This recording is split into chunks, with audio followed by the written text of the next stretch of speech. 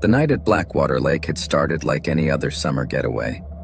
The moon was reflected in the water, which shone like a dark mirror, and a sky full of stars watched us as my girlfriend Amy, my cousins Mike and Aura, and I, of course, enjoyed our first day of camping. The atmosphere was perfect. The air smelled of pine and campfire, but something was wrong. The forest was too quiet, somewhat unusual.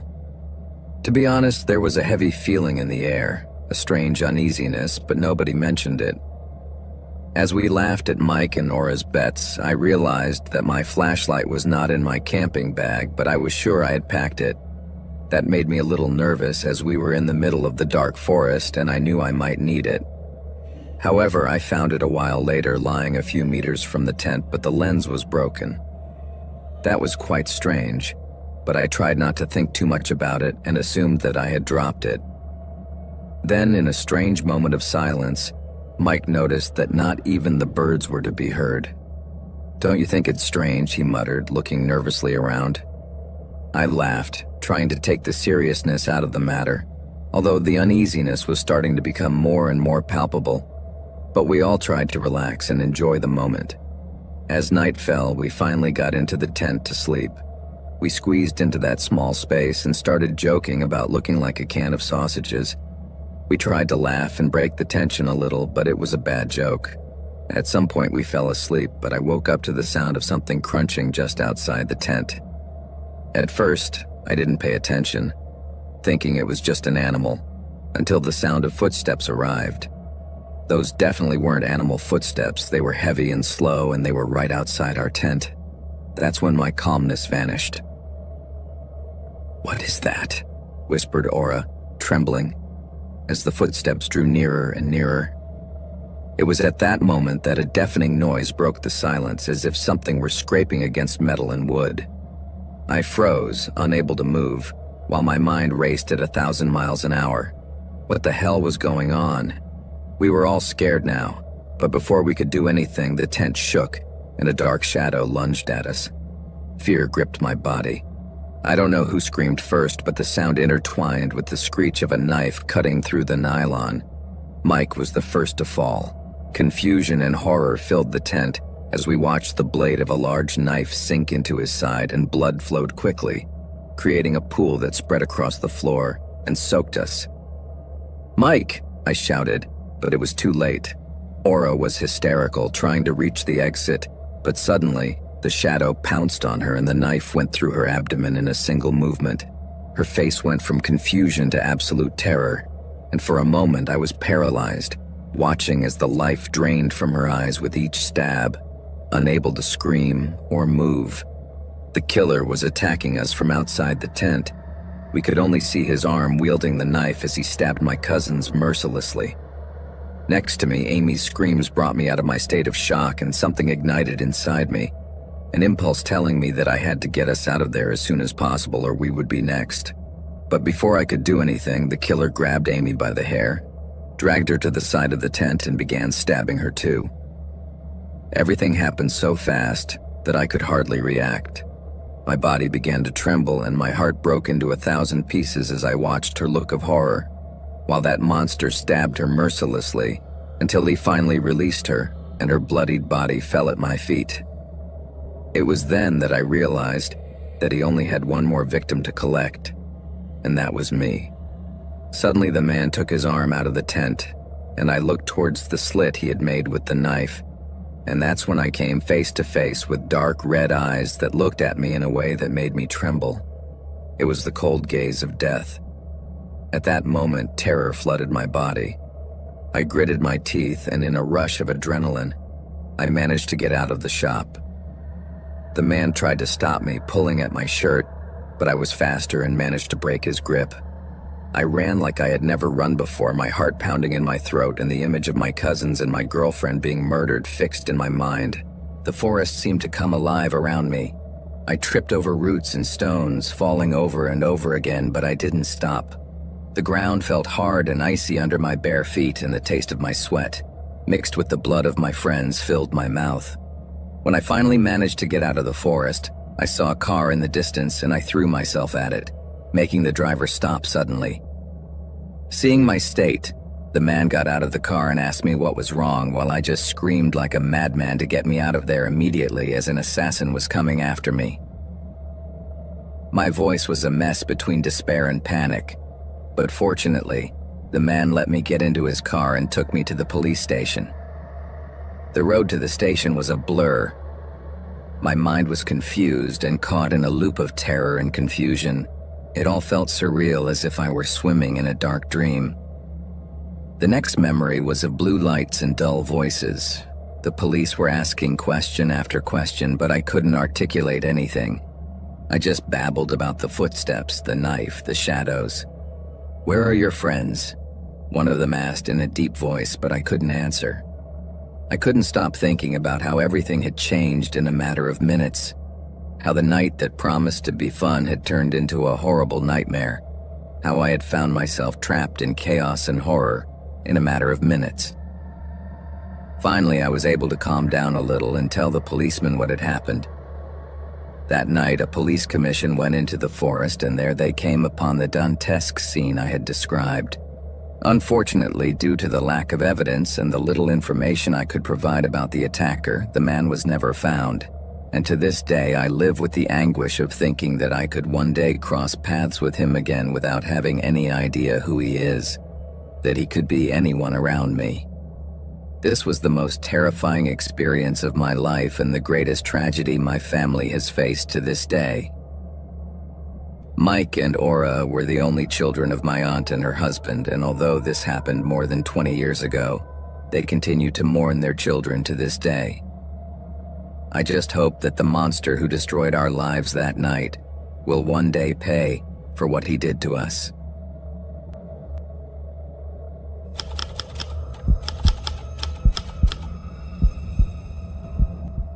Hi, my name is Harry. Last summer, I decided to stay at my parents' house while the owner of my apartment was doing some repairs.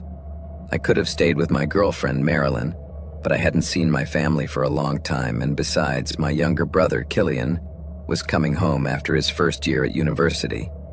So I thought it would be a good opportunity to catch up and spend some quality time together. I arrived on Friday afternoon and started chatting with my parents. We talked for a couple of hours, and I was glad to see that they were well. They asked me about Marilyn and my job, and they were very happy that I was doing well with both of them. I also asked them about their friends from church, as they are both quite devout, and everything seemed to be very good. Finally, I asked them about Killian, but it seems that they hadn't spoken to him much lately either. Since he started at university, my brother had distanced himself from everyone. I thought his estrangement was only with me, but I was surprised to learn that he had been avoiding my parents as well. Finally, my mom went to the kitchen to make dinner, and my dad and I sat down to watch a soccer game. It was comforting to be back home and feel that warmth that only family can give you. But the tranquility was interrupted when Killian arrived. When I saw him, I noticed that he looked different. He still had the same face, but now he was wearing strange boots and a trench coat that didn't suit him. It wasn't his style at all, and there was a strange shine in his eyes, a kind of darkness that made me feel a little uncomfortable. Killian came up to me and hugged me, asking me how I was, but for some reason, both his hug and his words felt cold. However, after a year without seeing each other, I thought it was normal that things weren't as they used to be, so I didn't think about it. And I started to tell him about my work and my relationship with Marilyn. He seemed normal and congratulated me, and everything went well, at least at first. But when I showed him a photo of Marilyn, his expression changed drastically. "Are you really dating her?" he asked, with a tone loaded with something I didn't like. I was a little surprised by his reaction, and I told him yes, that I saw no reason why we couldn't be together. "We're both pretty attractive, don't you think?" I said, half joking. But I soon realized that his negative reaction was because Marilyn was a black girl, and from then on, the uneasiness between us grew like a balloon about to burst. Even my dad, who was usually in his own world, noticed the tension. During dinner, Mom suggested that Killian and I go out for a drink, which I thought was a bit risky, but he loved the idea. He mentioned that he had found this cool bar where, according to him, I could learn more about myself. I had no idea what he meant by that, but after dinner, I got into his car and we headed to a part of the city I didn't know. About 10 minutes later, Killian stopped at a rundown bar with no sign on the door. I noticed that we were the only ones with cars in the parking lot. Everyone else had arrived on motorbikes. I wasn't at all convinced by the place, and I told him so. "Trust me, this place is amazing," he replied, and I didn't want to make things tense between us again, so I reluctantly followed him in. However, as soon as I entered, I realized I had made a big mistake. The bar was full of tough-looking guys. Most of them had shaved heads and were covered in tattoos. The atmosphere was thick and I didn't feel comfortable at all. I was starting to wonder if I really should have let my brother's suggestion carry me away. So there I was, in that rundown bar with my brother introducing me to some giant guys who looked at me as if I had sneaked into their territory. I didn't like the situation at all, and I was feeling increasingly uncomfortable. Killian insisted that I take out my phone and show them a photo of my girlfriend, but of course I had no intention of doing so. I didn't know these people, and I definitely didn't want them to know anything about my personal life. However, Killian didn't take it well. In the blink of an eye, he pushed me against the wall and stole my phone. Then he showed them the same image of Marilyn that I had shown him earlier, and his friends were left speechless, as if they had seen a ghost. At that moment, the conversation took a dark turn. They started talking about things like master race and bloodlines, and at one point I realized that I was trapped in the middle of a supremacist gang with a twisted ideology that had contaminated my brother. Now it all made sense. He had become one of them. Killian kept me pressed against the wall with his hand on my chest, forcing me to listen to that bunch of psychopaths, but I just wanted to get out of there. "Why did you bring me here?" I demanded, trying to make some sense of it. "It's simple. You have to break up with that girl and preserve our family name," he said with a seriousness that made my blood run cold. I shouted at him that Marilyn was the woman I loved and I wasn't going to abandon her because of his delusions, and that made him furious. He started spouting racist nonsense that he had learned during his time at university, and when he ran out of arguments, he took a knife out of his pocket and held it to my face. "If you don't keep our family line going, you'll be in trouble. I'm not going to let you ruin us," he warned me in a cold voice. I looked at the other kids around him. They were just smiling, enjoying the show. In that moment, I knew he was serious, and that he wasn't going to listen to reason. My adrenaline shot through my body, and the only thing I could think of was to get out of there. So I did the first thing that came to mind. I kicked him with all my might, and that made him drop the knife, and I was able to push him away from me. Although everyone else in the bar stared at me, nobody did anything about it. I guess it was some kind of code between them, if they even had one. All I knew was that I couldn't stay there any longer, so I seized the moment and ran as fast as I could straight to my parents' house.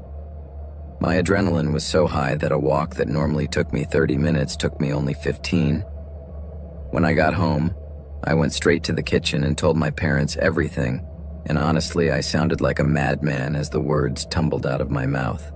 When I finished speaking, they looked at each other and then burst out laughing. "What's so funny?" I asked, confused. "Killian threatened me. He's a skinhead." My mom, seeing me distressed, quickly came over and gave me a hug. "It's okay, honey," she said. "Killian already told us what happened." At that moment, I turned and saw Killian leaving the room. Apparently, he had arrived home before me. Obviously, he had come in the car. It turned out that my brother had told them that I was drunk and flirting with a girl who rejected me, which made me start crying and run away. "That's not true," I shouted in frustration. "It's okay, sweetheart," Mom repeated. "You don't have to make up a whole story. It's normal to be rejected sometimes, and it can be difficult to accept, but you have no reason to be ashamed, and even less reason to lie to us at this stage of our lives. We promise that no one will say anything to your girlfriend about any of this." I tried to explain the truth to them, but nobody believed me. It seemed that the idea of them rejecting me was much more credible than thinking that my brother had become a racist monster. In the end, I gave up arguing and went to my room. From there, I called Marilyn and told her everything that had happened. She, of course, believed me. That night, I decided I wasn't going back to that house. My parents called me a lot of times after that day, asking if I was coming back, but I made it clear to them that I wouldn't set foot there as long as Killian was around. Since then, my brother went back to university, and I have no idea what kind of crazy things he's learning over there. I've seen my parents a few times, but they still don't believe me, and I have no idea how to change their minds.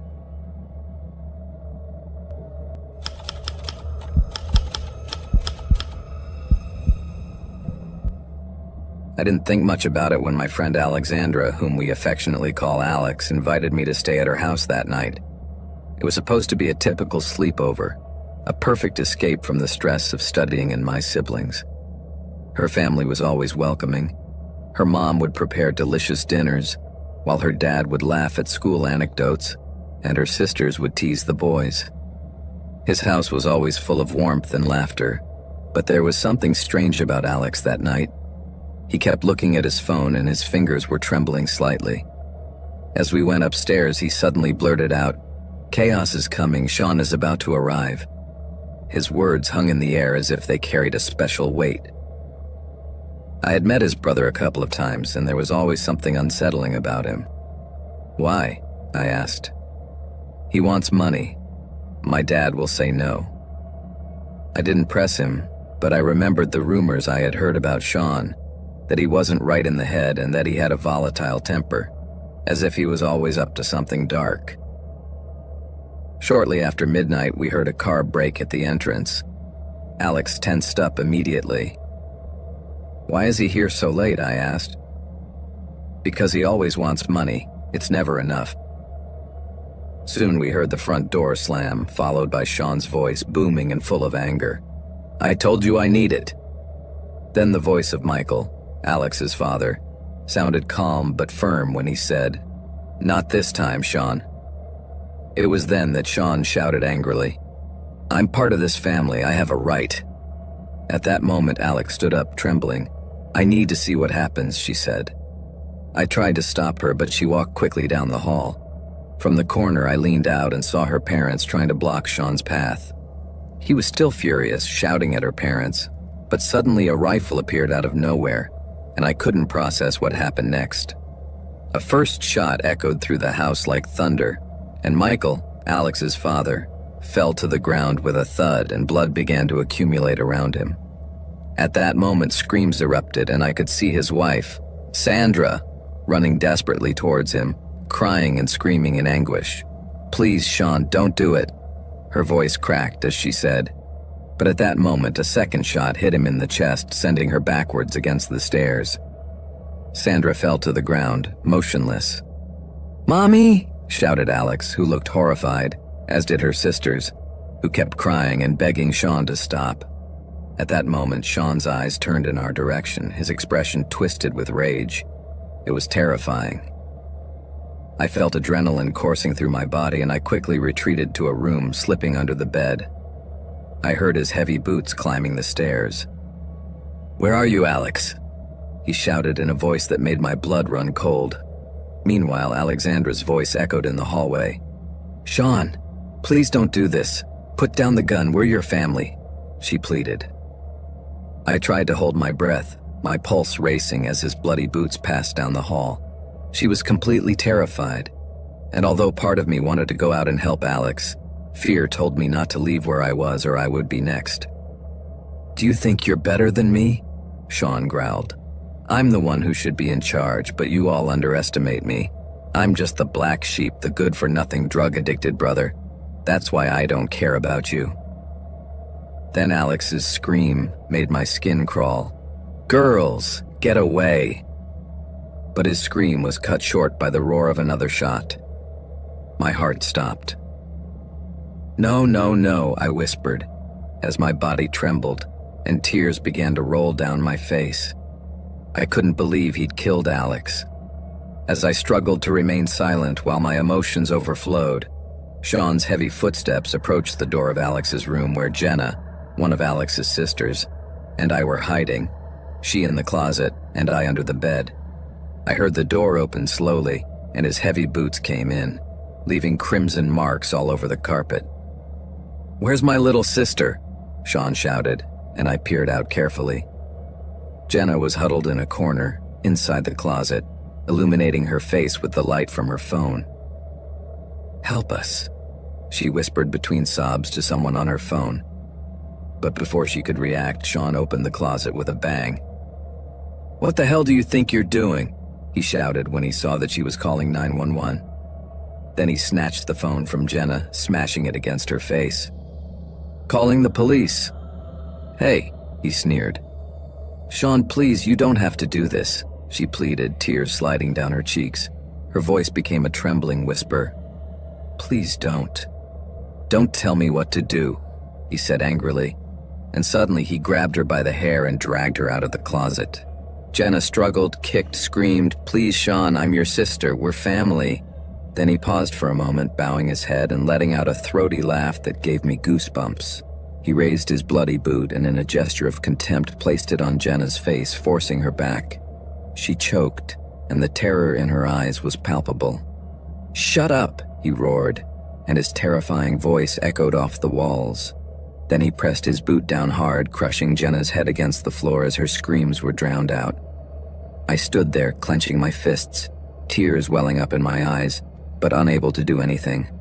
Finally, he took a step back and raised the rifle, pointing it at Jenna's head. "No, please," he begged, but her screams were also silenced by the deafening roar of a shot, and blood splattered on the wall, right in front of me. Jenna's body slumped over and her head fell at a strange angle, and then Sean leaned over her, almost admiring his work. I stood there, frozen, unable to move. The image of that blood-stained floor was etched in my mind forever. After that, Sean simply turned around, went downstairs and left. However, I was unable to get out from under the bed until about 20 minutes later, when the paramedics pulled me out, terrified and in shock. I couldn't speak, I couldn't cry, I couldn't even say who I was. The evidence was enough to convict Sean, but every night his face appears in my nightmares. I hear his voice and feel the weight of my horror again, as if it were yesterday. His laughter, cold and endless, never goes away. That's the real nightmare.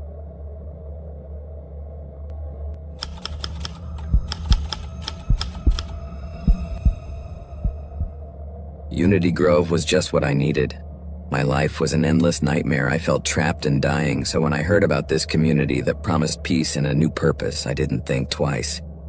When I arrived, I was greeted by a guy named Charles who had a smile so bright it seemed rehearsed. His eyes studied me intensely, as if trying to solve a puzzle. Behind him, his wife, Leah, hardly said a word. It was as if they carried a weight on them, something I couldn't ignore. Leah welcomed me with such an effusive hug that it made me feel like I was an old friend, but there was something strange about it all. She said, "This is where you will find everything you have been looking for. A home, a family, a purpose, and a lot of peace." I convinced myself that everything was fine. It was just a question of adapting. At first the people were friendly, although a little strange and silent, and they treated Charles and Leah as if they were gods. They had a series of very strict rules: no telephones, no contact with the outside world. The truth is that it seemed a bit extreme to me, but well, I thought it was part of the retreat, and I tried to adapt. However, Leah had a disturbing air about her, and she was always glued to Charles as if her life depended on it. If any other woman spoke to him, her smile would freeze. Once during dinner, a girl called Mia laughed at something Charles said, and immediately Leah's face turned to stone, and the next day, Mia disappeared. When I asked where she was, Leah looked at me with icy eyes and told me I wasn't loyal, but she didn't explain what had happened to her at all, and that made me uneasy. Leah's smiles seemed more and more false and staged as the days went by, and sometimes she would look at me in a way that gave me goosebumps. But the real madness broke out a few weeks later. One night, I was woken by the shrill scream of a girl. It was an unhinged, frantic shriek that made my hair stand on end, so I crawled to the window of the cabin with my heart beating a mile a minute.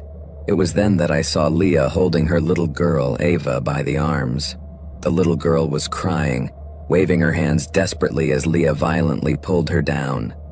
"We have to do this. The ultimate sacrifice is necessary," Leah shouted, and I saw Charles standing there, motionless, not saying a word. Leah dragged Ava toward the fire, and her face was illuminated by the flames. "This is what we need," she said in a suddenly calm and almost serene voice, raising a knife that reflected the light of the fire. Seeing that made me want to scream, but I couldn't do it. My voice got stuck in my throat. Ava's scream turned into a choked sob, and when the knife came down, I saw her lifeless body fall into the fire like a broken doll. I was paralyzed, completely immobilized and unable to process what I had just seen. For an instant, I wished I were having a nightmare, but unfortunately it wasn't. Suddenly, Leah knelt down, looking at her work. Her hands were stained with blood, and she was smiling, whispering to herself and wiping the knife on her dress. "Now it's just the two of us," Charles said to her in a low voice, staining her cheek with his daughter's blood. He was present throughout the ritual, but he didn't lift a finger to save his daughter. These people were monsters. It was a horror I never thought I would see or experience. At that moment, I took a step back and went back inside, closing the door and trembling with fear. The next morning, Leah stood in front of the group, beaming and talking about the ultimate sacrifices and purification. I was terrified, but the others seemed calm and nobody showed a shred of remorse, and I'm sure I wasn't the only one who saw it. Then it dawned on me that I was dealing with a sect of dangerous madmen. I knew I had to get out of there, but the forest seemed endless, and panic was consuming me. However, I plucked up courage from I don't know where, gathered a few things and ran towards the forest without looking back. As I went deeper into the darkness, every little sound made me jump. Suddenly, I heard a familiar voice. It was Leah. I saw her among the trees holding the still bloody knife. "You're not going anywhere," she whispered as she approached. "You're part of us now."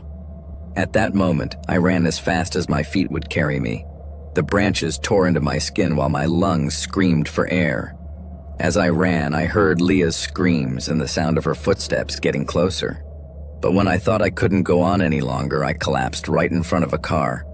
I remember the driver being horrified to see me as he stopped, but then I remember nothing else until I woke up. I spent 2 days in hospital, and 2 days later, Leah and Charles were arrested. When the police investigated, they uncovered a veritable hell. Bodies in shallow graves full of twisted rituals and lists of names.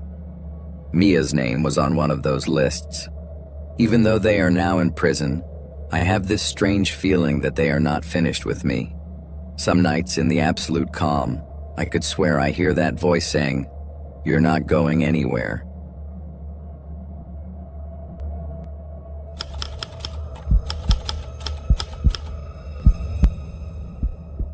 Hello, my name is Eva, and I grew up in Kansas. I have always loved my adoptive parents very much, but since I was little, I knew that they were not my biological parents. When I asked about my real family, they avoided the subject and told me that it was better not to know about my past. But when I turned 19, I decided it was time to find out where I came from. So I decided to go to the orphanage where I was adopted. I asked for my adoption records, and with a small bribe, in a matter of minutes, the employee handed me the document I wanted so badly. The record said that my biological mother's name was Martha, but there was nothing about my father. I returned home super eager to know more and sat down in front of my computer, not telling my parents what I was doing. After searching the internet for a while, I managed to find an address for my birth mother, Martha. I felt both excited and scared at the same time. I wanted to call her, taking advantage of the fact that it was summer and I had just graduated from high school, but I was afraid. What would I say to her? What if she didn't want to hear from me? I decided it would be best to go in person. So I waited a couple of days, put on my best outfit, and went out with a knot in my chest. I went downstairs and told my parents that I was going to spend the day at a friend's house. They didn't suspect anything, and my mom insisted I eat something before leaving. She made me a sandwich and reminded me to wear sunscreen, but when I left, a pang of guilt settled in my stomach. They are my real parents. They had raised me and loved me. Maybe I didn't care about biology, but I still needed answers. I drove around the city to the address I had found. It was an old trailer in a neighborhood I didn't know, and honestly, I felt uncomfortable. I knocked on the door, and as I waited, I wondered what it would be like to meet Martha. According to my records, she should only be 39, but when the door opened, she looked much older. Life had treated her badly, but when she looked at me, I saw my own eyes in her face. "Martha, is that you?" I asked. She immediately became suspicious. "Whatever you're selling, I'm not interested," she said, starting to close the door. "Wait!" I shouted. "I'm Eva. I'm your daughter." At that moment, her expression changed. A big smile lit up her face, even though she was missing some teeth. She lunged towards me and gave me a big hug. "Eva, please come in," she said and pulled me inside. The inside of the trailer was even more of a mess than the outside. There was a chemical smell in the air, and I began to wonder if Martha was involved in something dangerous. We sat down on a sofa covered in dust and broken pieces, and I noticed that she had sent a message from her phone, which was a bit suspicious, and then she started to ask me about my life. I told her about all the sports I played, that I was planning to go to Kansas State on a volleyball scholarship. I told her about my boyfriend and my favorite movies, spilling out whatever anecdotes came to mind. Martha seemed really impressed. "You've grown into a beautiful young woman," she said sincerely, and you could tell she was happy for me. But suddenly her expression turned sad as she asked about my adoptive parents. I didn't feel comfortable telling her too much about them, so I decided to focus only on us. I asked her about her life, her work, and if she had any other family. Martha then told me that she lived alone and had no other children, and that she was receiving welfare after being fired from Dairy Queen, but that she was optimistic about finding a new job soon. I appreciated her honesty, and after a moment's hesitation, decided to ask, "Why did you leave me?" She couldn't look me in the eye. "I guess you knew," she said. "I couldn't afford to have a daughter." Her answer left me feeling a little cold, and a lump formed in my throat. I wanted to understand, but it also hurt. "What do you mean you couldn't?" I asked her, and her tone changed instantly. "Of course not," she shouted, and it was the first time she sounded really angry. "If I had had a normal child, I would have kept it, but I am a religious woman." I didn't understand what she was saying. "What does your religion have to do with this? Why did you think it wasn't normal?" I asked her, trying to process her words. Then she took my wrist, and we focused on the palm of my hand, where I had a small scar from when I was a child. And when she saw it, her expression turned to horror, as if she had seen a ghost. "Oh God," she exclaimed, "that changes everything." She looked me in the eyes and blurted out, "You have no idea who you are, do you?" I took a step back, feeling that every word she said pushed me further away. It was as if I was starting to think that I had made a big mistake in coming. "Eva," he said, trying to explain himself, "you were born with a birthmark on the palm of your hand in the shape of 3 sixes. I gave you up for adoption because you are the Antichrist. I didn't have the heart to kill you, but now that you've come back..." Her words left me frozen. I couldn't believe what I was hearing. My mind was in total chaos, and I could only stammer, "Are you kidding? The Antichrist? Really?" "I know, it sounds crazy," said Martha, her voice trembling. "But in my community, there were always rumors about you. I never thought you could really come back into my life. I thought I had left all that behind." I could feel the air thicken after those words, so I asked her, "So you only gave me up for adoption because you thought I had an Antichrist mark?" Trying to process what I had just heard. At that moment, I realized that 2 men were approaching the room, and suddenly, I knew what was happening. They were the guys Martha had sent the message to just as I arrived, and all that time while we were talking, she was just trying to distract me so they would arrive. But that wasn't all. Each one of them was holding a knife in his hand, and what happened next was madness. I felt a wave of fear wash over me, and the only thing I remember is that Martha tried to hold me back, but I punched her in the face so hard that she fell to the floor, knocked out. But then the men burst into the room and tried to grab me, but somehow I managed to get away from them. I pushed them out of my way and ran to my car as if they were demons. I didn't even look back, so I didn't know if they were following me or not. I assumed they were, but I just jumped into my car, turned on the engine with a click and stepped on the accelerator and took off in a flash. I drove home, my heart beating a mile a minute. And when I arrived, my parents were surprised to see how I looked. I guess the panic was written all over my face. "Are you okay?" my mom asked, and at that moment I burst into tears and ran to give them a hug. When I finally calmed down, I told them everything that had happened at Martha's house. "Is it true that I'm the devil?" I asked them, sobbing. Both Mom and Dad burst out laughing, came over and hugged me again, which confused me a little. "Oh, sweetheart," said my dad. "That mark is from when you accidentally grabbed a hot coal from the barbecue when you were little. Your birth mother is completely crazy." I felt a huge relief when I heard that, and between laughter and tears, I thanked God that it had all been the product of the imagination of a deranged woman. But the more I thought about it, the stranger everything seemed. How did Martha know about the burn on my hand? Who were those guys who came for me? The truth is that I still have more questions than answers. I ask myself, am I really a normal girl? Or have my adoptive parents been lying to me all this time? My parents' laughter made me feel a little more normal, but there was still a part of me that couldn't stop thinking about what had happened and what Martha had said.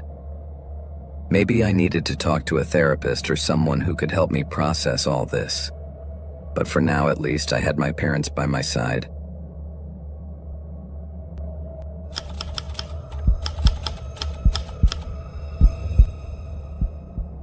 There was something strange about me, and my husband Marcos never fully understood. But after so many years together, he had learned to accept my strange habits and hobbies.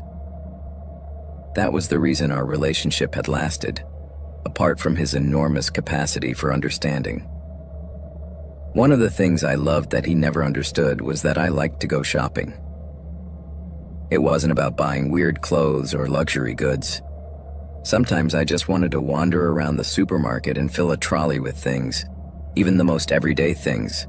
Simple things like buying groceries at the best shop in town sometimes seemed like a dream world. We lived in a small town called Arbor Hill.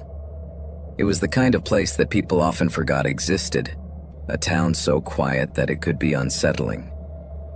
The beauty of Arbor Hill was its calm, but that same calm could become terrifying, as if you were inside a nightmare. In fact, I had had a strange dream that morning, which was the reason behind my impulse purchases. In my dream, I woke up and realized that I was the only person in the world. I was completely alone. I couldn't find Marcos, not even the lady who lived next door, and even the meowing of our cat had vanished. I looked everywhere, but there was no sign of life, not even a squirrel, and that was very scary. I woke up trembling and drenched in sweat, still scared by the nightmare. I knew I wasn't going to sleep again after that, so I decided to go out for a while, so I grabbed the car keys, and before leaving, I kissed Marcos. "I'm going to do some shopping," I told him. He just nodded and went to work, mentioning that he needed some things too. So I ended up in the shop, and the chill from my dream wouldn't leave me alone. As I walked through the aisles, I started to put a lot of random things in my cart, almost as a form of therapy to distract myself. Shopping always made me feel a little better, but suddenly, I noticed that there were more people than usual that day. It was weird because it seemed like more people were coming in, but nobody was leaving. In a kind of deja vu, I saw a girl in a pink sweater trying to add cereal to her shopping cart, but her mother was taking it away. The girl turned red with annoyance, and in the end, her mother gave in. "Okay, but just that, nothing else," she said, while the girl smiled happily. After seeing that, I realized how simple happy moments could be. Even so, I felt as if I were trapped in a constant loop. I had to blink several times trying to cling to reality. People were still moving, dragging their full carts, and I felt like a ghost in the middle of them all. I wondered, Am I still asleep? I tried to pinch myself to feel pain, and I did feel it, so I knew I was awake. I walked through the aisles looking for something that would make me feel a little more normal. I grabbed some boxes of pancakes and cookies, but to my horror, my muscles began to tremble. Every step I took became more complicated, and time seemed to move in slow motion. I tried to shake off this strange feeling, but I couldn't. I wanted to get out of there, so I went to the ice cream aisle to find my favorite flavor. I was supposed to go home, snuggle up with Marcos, and forget how weird my day had been. But when I got to the ice cream aisle, I found two teenagers arguing about the best flavor. "Vanilla is the best, it's classic," said one. "No, it's the Oreo," replied the other. They went back to their ice creams, and in the blink of an eye, it all happened again. As I tried to understand the madness I was experiencing, I felt my heart racing. Was this a dream I couldn't escape? Honestly, I was starting to believe that I was going crazy. I tried to talk to those girls, but they didn't even look at me. It was as if they didn't hear me at all. I looked around, looking for a familiar face or even a smile, but everyone was in their own world. I wanted to cry, but the tears wouldn't come. I felt the air grow heavy as I walked through the aisles, so I abandoned my trolley in the middle of the store and ran towards the exit, but my movements were slow, unable to move forward, and when I reached the door, it vanished before me. I looked around, and all the people who seemed to inhabit the place now began to disappear one by one, as if they had never existed. I was left alone in that huge store with a crushing feeling of isolation. I couldn't shout or ask for help. Who would do it if I was the only one in the tent? Although I tried, my voice wouldn't come out, and it was as if a connection had been cut and a feeling of panic took hold of me. I felt as if I was drowning in my own body. The pain spread to every corner, and suddenly the tent began to fade around me too. Suddenly everything changed, and I smelled something strong like antiseptic, and the constant ticking of a clock echoed in the room. I closed my eyes tightly, trying to wake up from this endless nightmare. I just wanted to go home, far away from all this. So, after a blink, I opened my eyes wide and came face to face with a stranger. The man was wearing a surgical mask, and there were metal walls around me. There was no familiar view. I was scared, and that was when I realized that I was tied to a chair and surrounded by strange objects. Everything terrified me, and I didn't want to be there for another second, but I felt trapped. The man in front of me turned away and muttered something like, "The operation was a complete disaster. The simulation only lasted 3 minutes." My mind went blank as I tried to understand what was happening. A simulation? What was this?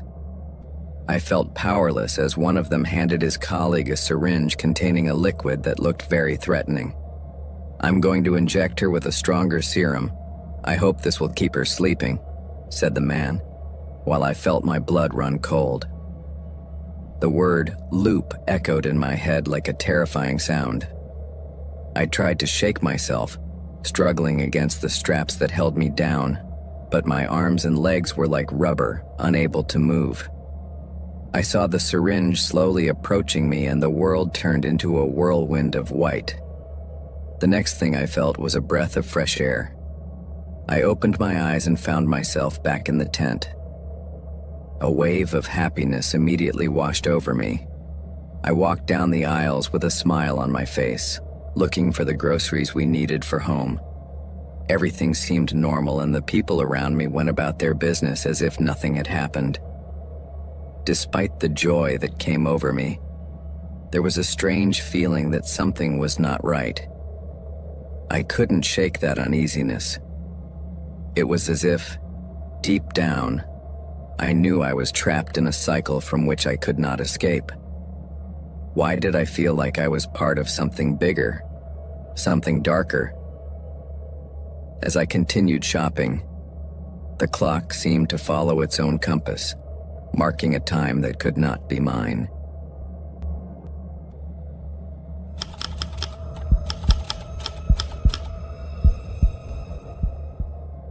It all started with a flyer that said they were looking for fresh faces for a clothing brand and that they didn't need experience. I was only 19 years old, had a mountain of debt and a sick mother. Life felt suffocating, so I decided that this could be the salvation we so badly needed. The interview was to be in a 5-star hotel in Manhattan, and when I arrived, I almost backed out at the sight of the luxury. Marble floors, golden chandeliers, everything shone in a way that took my breath away. But then Tom, the recruiter, appeared. He greeted me as if we were old friends with a smile so polished it seemed fake. At his side was Diana, his accomplice, whose words were only words of encouragement. "This is your chance, you must not miss it." She smiled and asked me what I thought of a weekend on their private island, and of course I replied that it sounded incredible. The scene at the hotel was frenetic. Girls my age laughing and taking selfies. It all seemed so over the top, as if they were convincing themselves that being part of this wasn't a mistake. Finally, we arrived at the island, which turned out to be a true paradise of blue waters and mansions that looked like something out of a dream. But as night fell, things began to change. That night, there was a party. The music was blaring, and alcohol was everywhere. But I also noticed that the older men, who were called the sponsors, moved through the crowd like wolves among sheep. Suddenly, a man came up and touched my shoulder, and his hand stayed there too long. "She's new," said Tom, taking me aside. He warned me, "Stick with me and I'll introduce you to the right people." From a corner, I saw another girl lying on a sofa. Her dress was torn and she looked lost, and 2 guys were taking her away, laughing, saying she had had too much fun. I didn't sleep that night. The next morning, I woke up without remembering how I had got to my room, and I felt as if my body was out of control. I looked in the mirror and saw bruises on my thighs and scratches on my arms. I was also wearing a giant shirt and my makeup was all smudged. In the breakfast room, the scene was just as horrible. One girl couldn't hold her head up and another had bruises on her neck. Despite everything, one of them said that this was normal, that I shouldn't think too much about it. "They're just tired," they said. The days from then on became a mixture of constant terror. Every night, the same cycle of drugs, alcohol, and men for whom we were just toys in a game was repeated. They forced us to drink and swallow pills, saying it was to relax us, as if that justified it.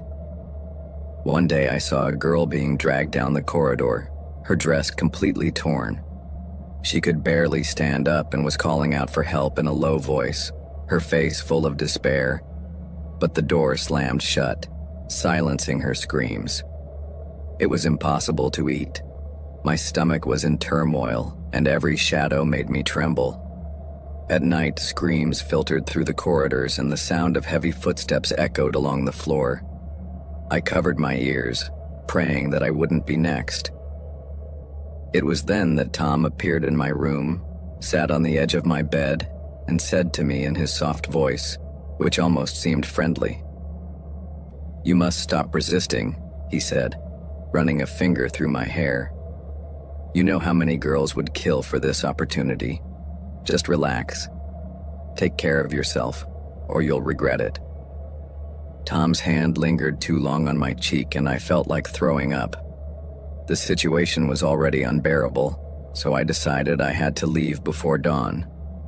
At 4 a.m., just as the guards were changing shifts, I left my room and threw myself into the jungle. The chilling sounds of the place surrounded me as I ran. Branches scraped my skin and my feet bled from the sharp rocks, but I didn't care. I just had my eyes fixed on the dock. Suddenly, I heard voices behind me. "They found her!" I threw myself to the ground, hiding in the undergrowth while a flashlight illuminated the darkness. Diana's voice echoed furiously. "They'll find her. She won't get off this island." In that instant, they grabbed me and dragged me backwards, and I felt a slap that split my lip. "You're ruining everything," she said. her nails digging into my arm. That night, they drugged me again. I woke up in a state of horrible confusion, and my limbs felt as if they were filled with lead. I could hear the other girls sobbing, but I couldn't move. When the FBI finally raided the island that same afternoon, at first I thought it was another trick, but an agent came up to me, wrapped me in a blanket and whispered, "You're safe now." Despite my relief, I would wake up drenched in sweat, with the girls' screams still ringing in my head. Tom was dead. He had resisted arrest and had come to blows with the officers, but Diana went to prison. Although I am now safe and a long way from all that hell, its shadow is still present. From time to time, I have nightmares in which I find myself still on the island, desperate, anguished, and trying to escape, but unable to do so. I still remember the horrible feeling you wake up with after being drugged, as well as the helplessness of feeling that you have no control over your own body and being at the mercy of other people. If you are reading this, keep in mind that monsters like Tom and Diana are not always in the shadows. Sometimes they smile at you in elegant suits and promise you the world.